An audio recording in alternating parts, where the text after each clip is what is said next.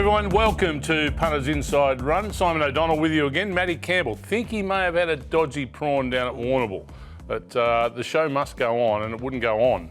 It can go on without Matty. It can't go on without Mick Sharkie, who's with me this morning. Hey, Mick? I'm surprised they had dodgy prawns down there because it's been so cold. I would have thought you could just leave your seafood out in the elements and it would stay almost snap frozen. I think it blew up the generator, and that then turned the prawn off. Oh. It was a bit warm, the prawn, instead of cool. So there's a lot of hydration that happens at Warrnambool, so you've got to keep that cold as well. Did you see the little video with Matt Williams and Michael Kent Jr. standing out on the track on Wednesday morning? It was raining. It was like it was a hurricane down there. I can't believe they raced and got through the meeting, but they did, and it's They always been a do. great week so far. Yeah, it certainly has been down there at Warrnambool. But we've got a great show coming your way. We're going to Queensland. We're also going to South Australia. We'll give you our best in the Gosford Gold Cup, and then James Lamb will come in and join us and talk to us all about Sandown. But first up, the Sunshine Coast, well, Sharkie. He's one hell of a horse. The Hollandale Cup, I just think it's got to be his, doesn't it? Oh, I think it does. He's a little winter gift, isn't he, Sharkie? Those couple of hiccups that meant we didn't see a lot of him during the Sydney Autumn Carnival, and he obviously missed the Melbourne Carnival over the summer months going towards an Australian Cup. He returns in the all-age. He runs an absolute brilliant race to Giga Kick. He steps up to 1,800 metres, so he's really getting into that sweet hitting zone for him, that 1,800 to 2,000 metres, weight for age, at a carnival where he really emerged a few seasons ago, wasn't it? I think he's the best bet of the weekend. And it's a good race. The Hollandale's not a bad race this year, but he is so good. Now, I had a real you just worry. circle him, Simon, you work out from there like an octopus. Actually, good. Well, what are the two fingers coming off the octopus? Not the other seven, just the two. Has an octopus got 8? He does have 8. Yeah, so yes. We've got a smaller octopus. We're smaller octopus. 2 others. We've got top 3. Yeah, he's missing a few limbs. But anyway, it'll be a profitable octopus. Anyway, Sharkie on top, clearly. Best bet of the day anywhere in Australia. I really like the way Huetor number 3 is going. And I think this race and probably Doomben Cup Q22, I think that'll be his progression. He'll win one of them. He might have to dodge Sharkie somewhere. I'm not exactly sure of Sharkie's Queensland campaign, but hopefully he can pick one and get around and get a win because he's going really well. Zayrek number 4, just wheels were spinning a little bit on that really heavy track last time. He couldn't get a grip. He was in great form before that. I think he's your third banana. And if you want to extend it one more, New Mandate, who Alex Donnelly tipped to win the Hawkesbury Cup when he was with us a couple of weeks ago. Julie did. That was a very, very strong win second up. I think third up getting to this trip, he'll be right there as well. So they'd be the 3 main place getters around Sharkie. I'm dead set stiff that New Mandate's running into Sharkie. We know Sharkie had a problem early in his campaign and then was put out to the paddock and came back and ran a blinder first up. So I'm expecting him to do that again. New Mandate, I think, is a new kid on the block. Yeah. And come springtime, we're going to see a really nice horse, but I expect a nice winter from New Mandate up north, and a Tissue. Some, fresh legs on the scene, and I think also a developing horse there that's going to do very well on Saturday in the Hollandale. The other feature race up there on the Sunshine Coast, not the Gold Coast, Sunshine Coast. No track at the Gold Coast. They can't run on the dirt and run past all the tractors and machinery on the track.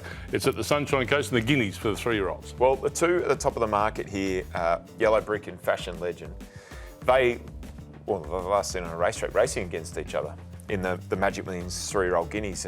Fashion Legend had the better of Yellow Brick on that occasion. There's not a lot between these horses. Both of them are winning machines. I'm swayed somewhat by, and both last start trial winners, but I'm swayed somewhat by Yellow Brick's trial in Queensland recently. He was back, allowed to balance up the early part of the trial. A gap came on the inside and Jock could hardly hold him. He just roared through up the inside and won as he liked. And it was an open to stakes class trial. So I'm with Yellow Brick, and the early money's been with Yellow Brick too, which is always a good lead. So those two clearly on top. 2 Yellow Brick from 1 Fashion Legend. I'm going with Spacewalk number 5, next best. 1,400. It was okay during the Sydney Carnival, but I think they've just aimed to Queensland, as James Cummings often does, with a nice 3-year-old. They plonked them in the right races. I think Spacewalk will win something during this carnival. You might just find these top 2 a bit slick. I wasn't sure how to look at the Guineas, so I thought I want fresh legs. I don't want Sydney Carnival horses. I want fresh legs. So I've gone with the 9 Bunker Hut. You've got to say that really carefully. Russian Conquest, the 11 to run second, and Spacewalk. I think a really good show for Spacewalk in the Guineas on the Sunshine Coast. From Queensland to South Australia, the Group 1 Robert Sangster Stakes over the 1,200 metres, weight for age. This is pretty much star-studded this year. This is probably the best field I've seen take part in a Sangster. And there's form lines from everywhere. There's Quokka form lines, there's Sydney form lines against Group 1 horses. They are coming from everywhere. I've got to say though, some of these mares might not be far off the breeding bone looking to go out on a Group 1 high. The form around Bella Nipotina is almost impossible to argue with, don't you think? Like yes. From her Group 1 form in Melbourne, around the Newmarket, the William Reid and the like, she goes over to the Quokka, runs an absolutely enormous race over there. Coming back east, let's just stop in Adelaide on the way and go and win a Group 1 Sangster. A little bit of rain around, so the track will be soft, which she loves. She loves getting her toe in this mare. I think she, again, is a really high confidence bet. She can win the Sangster. Zapateo is flying and coming through sort of lesser grades, Group 3, Group 2 class grades, but she's always shown a bit of dash about her. 2 wins in a row, goes to a Group 1 test. Against the girls, I think she's right there. Passive aggressive next best. Okay, I'm leaving passive aggressive out. Otherwise, we pretty much agree in agreement. I just reckon the pace that's going to come out of this race, Espiona coming off the Coolmore being fresh. She's the other one. Just make her go bang. Yeah, she's a weapon, isn't she? Oh, absolute weapon. Goes really well on left-hand turning tracks. So, yeah, she's another one that you've got to give a great chance to. So a fantastic race in the Sangster over there at Morphettville on Saturday, and by numbers 7, 1 and 4. So Mick and I are pretty close to thinking we're on the money for the Sangster, which is an absolute beauty on Saturday at Morphettville. That's our look at the group racing this weekend. Coming up, we'll have a bit of a look at Gosford, the Gosford Gold Cup. Bit of history on this table with the Gosford Gold Cup. You know it's a better betting app when you've got stats and insights for every major game and race. Plus expert opinions from the best minds in the game, all in the palm of your hand. That's better. Chances are you're about to lose. Racing in New South Wales moves back to the bush, the Gosford Gold Cup. And that's what you win if you win the race. You get a Gold Cup. Solid gold. Yeah, solid Gold Cup. It's over 2,100 metres. It's a listed event, and there's 2 people sitting at this table. One person has won the Gosford Gold Cup twice, and it ain't me. No, yes, very lucky, Simon. Midsummer Sun back around, I'm going to say 2015, I reckon he won it. He won 2 years in a row, Gosford Gold Cup. It was at a different time. It was run, I think it was run during the Magic Millions Carnival, because I certainly remember the first time he won. Yeah, I think the first time he won was definitely during a Magic Millions sale, because I might have had a few nerve settlers beforehand, because it's very nervous when you've got a Gosford Gold Cup runner. And he duly won. And the trainer, Sam Kavanagh, at the time just told us, it'll win, boys. Have as much as you want on it. So it was a fairly big evening. Okay. And I put emphasis on the Gold Cup. Yes, well... What did you do with the cup amongst your other owners? Slight asterisk, I think, next to the term gold anyway. It went around Australia. There was a group of owners. It arrived at our place and poured a bottle of bubbles into it. There was a bit of fizzing and hissing. And I noticed the gold paint was actually peeling away on the inside of the cup.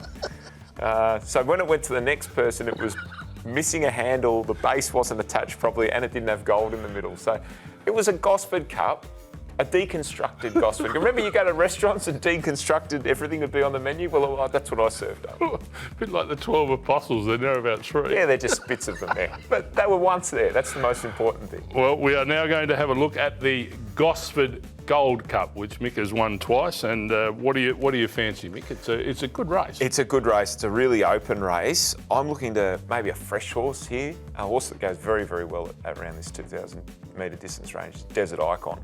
Second up, he's got a great reference here. He's won 2 of 4. He's been placed on another occasion. He ran in the Hawkesbury Cup behind New Mandate, was up behind the speed, box seating, came through. New Mandate was just probably a bit stronger and better than him, but he stayed on well through the line. I think he'll really improve second up. He's my top pick, number 3. Another horse second up here that I think will love getting to the distance and also a bit of fitness under his belt is Bois d'Argent, number 7, for Annabelle Neesham. Went down to Melbourne, kicked off at the Valley, didn't look comfortable at a mile. I think 2,000 is where he wants to be. Number 1, Diamill, next best. It is entered in another race in Queensland, Diamill, so they may go north for that bigger race, but if it runs at Gosford, it's a huge chance. It got the big weight, 60 It does. and a half kilos. It does, yeah. Diamil. Lord Ardmore I've got on top. Diamil, I think if runs, even with the big weight, is still got a good show. And if it's dry, and it's my actually best value bet of the day, Iowa each way, we're talking 12 or 13 bucks now. Yeah. I think if the track's dry enough, each way Iowa in the Gosford Gold Cup's a nice bet for the day. Absolutely, he's right there too. Yeah, it's a really even race. I think you're sort of getting $9 about the likes of Desert Icon and Iowa and these sort of horses, you say. So, yeah, there's each way value there for sure. You know, your best bet and best value bet? I think we keep it simple. It's a pretty even card across the board, but in race 7, the Takeover Target Stakes, think about it, returns. He's 6 of 7, this horse. He's went out winning the Liverpool City Cup before a break. Anywhere from 1,200 metres to 1,400 metres, this horse is effective. He's 2 for 2 first up. Really good Warwick Farm trial win too recently, so I think he's the best. We're going to go to race 8, and way down the bottom, a horse called I've Been Trying. Now, a small stable, Matt Kelly, it's up against its biggest test, but it comes right down in the handicap to 52 kilos. Won at Warwick Farm last time, beating Attractable, who's in the race, and carried 58 kilos there. So a 6 kilo weight drop for a last start winner, who I think still got a little bit of room to move in the handicap. Okay, you've won 2 Gosford Gold Cups. Yeah. And I don't feel right saying great minds think alike, but I think they do, because I'm with you with think about it as the best bet. I like that. I think he's a standout on that program. I Absolute wonder where they go standout. next. I wonder if this catapults him towards a Stradbroke. Yeah, I would think so. Well, depending on how the horse wins the race. Well, I think that's very right. important. Yeah. You don't just want a staggering over the line and horses coming at him. You want to say, hey, that was done with authority. It's a bit like Cardinal Gem last week. Went up 6 kilos, needed to win to probably get enough handicap points to get into a Stratty. He's there now. Think about it with 99 handicap points. He probably needs to win this, as we say, to warrant going to that Group 1 handicap. The Great Gosford Gold Cup, we've had a good, strong look at that. Time now to head down south. Here in Melbourne, a ripping card on the weekend at Sandown. We're going to take a look at that with James Lamb after this. You know it's a better betting app when you've got stats and insights for every major game and race. Plus expert opinions from the best minds in the game, all in the palm of your hand. That's better. Chances are you're about to lose.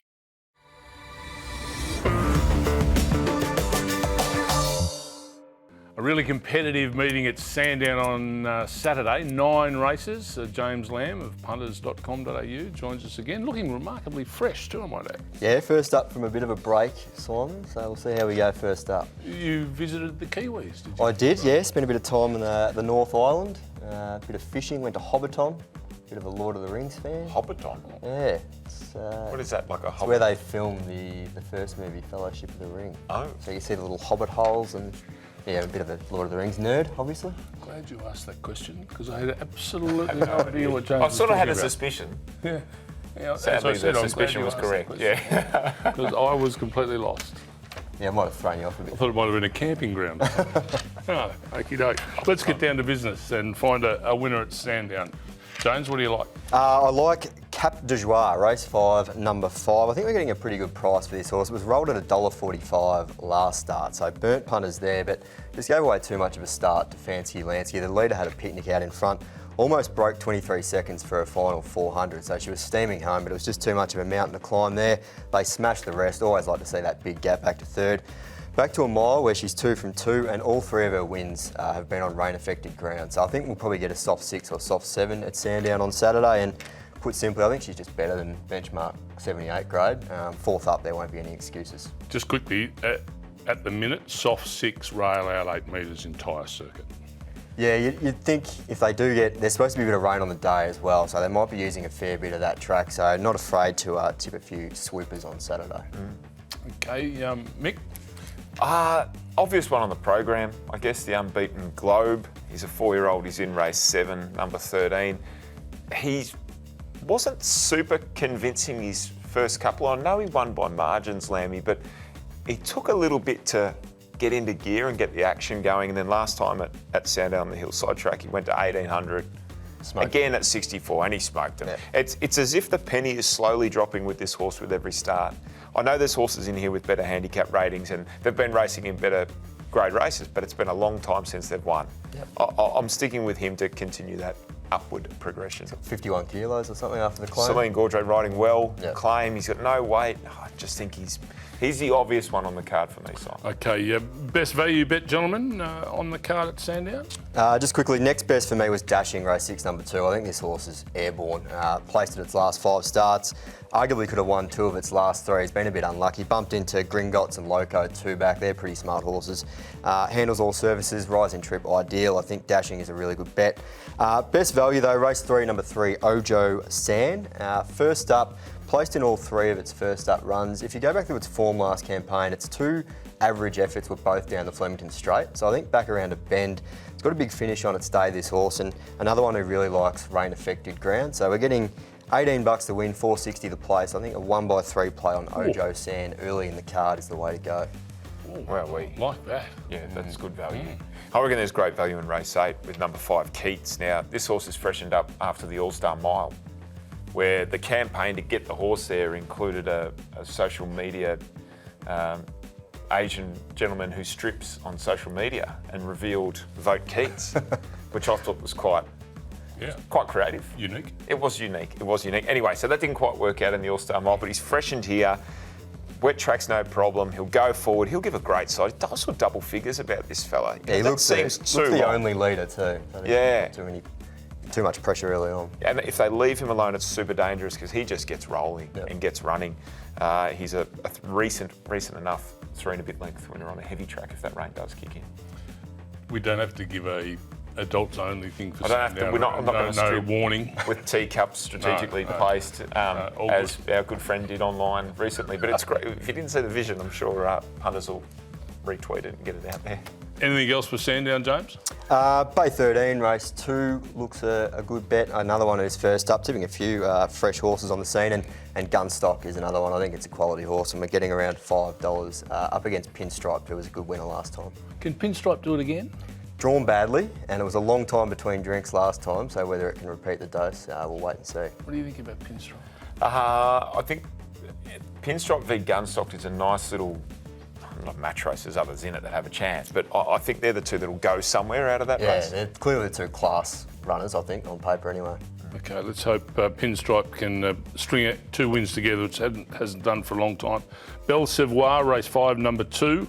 If it gets wet, I think is a really good value bet there at Sandown on Saturday.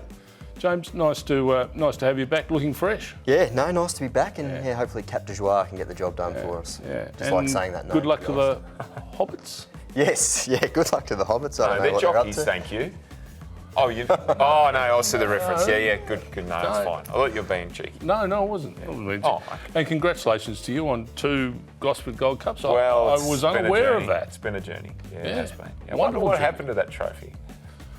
Let's find it and bring it in one day ring and put Sam it here and Kavanagh, just see if see he's what still got it. condition it's in. Yeah, You must still have it. You can't discard a cup. I don't know.